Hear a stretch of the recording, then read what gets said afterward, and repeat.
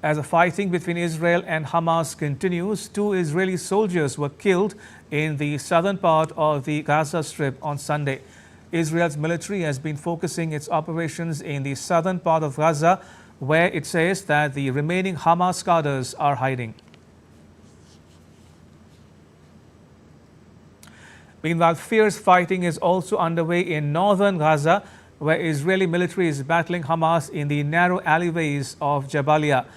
Israeli troops and tanks pushed into parts of Jabalia on Saturday. Jabalia is the largest of Gaza Strip's 8 historic refugee camps. Israel has conducted renewed military sweeps this month of parts of northern Gaza, where it had declared the end of its military operations in the month of January. The Israeli military said its troops continue to operate in areas across Gaza, including Jabalia and Rafah, carrying out what it called precise operations against terrorists and infrastructure. Israel's War Cabinet Minister Benny Gantz demanded on Saturday that Prime Minister Benjamin Netanyahu commit himself to an agreed vision for the Gaza conflict.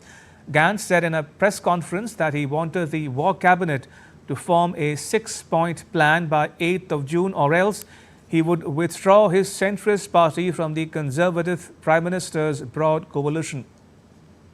Gantz said that his proposed 6-point plan would include bringing a temporary system of civil administration for Gaza while Israel retains security control.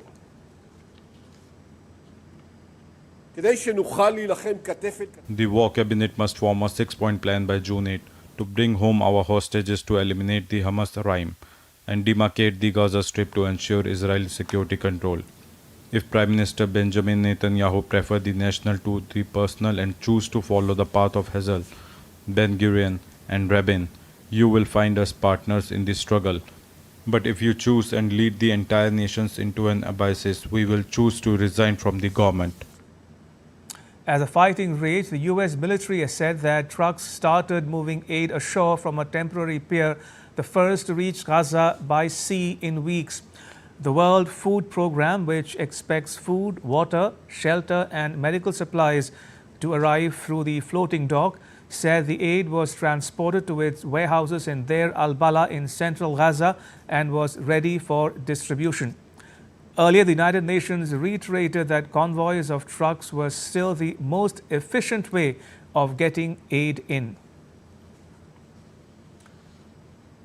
Thousands of protesters rallied in Tel Aviv on Saturday, demanding the release of 130 hostages still held in Gaza after 7 months of Israel's military operation against the Hamas. Demonstrators carried pictures of hostages, chanted slogans, called for an immediate ceasefire and the release of those being held captive. Dozens of protesters blocked the Ayalon highway in Tel Aviv, with clashes breaking out between protesters and police. Another rally led by the Hostages and Missing Families Forum was held at Tel Aviv Museum's Hostage Square. Some families of hostages held a sit-in at the Begin Bridge outside the Defense Ministry headquarters.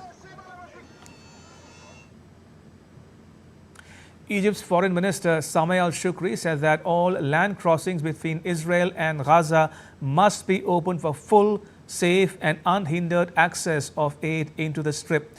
Shukri made the remarks in a phone call with Sigrid Kaag, the United Nations Senior Humanitarian and Reconstruction Coordinator for Gaza. During the call, the two sides discussed the fallout of the Israeli military's operations in Rafah.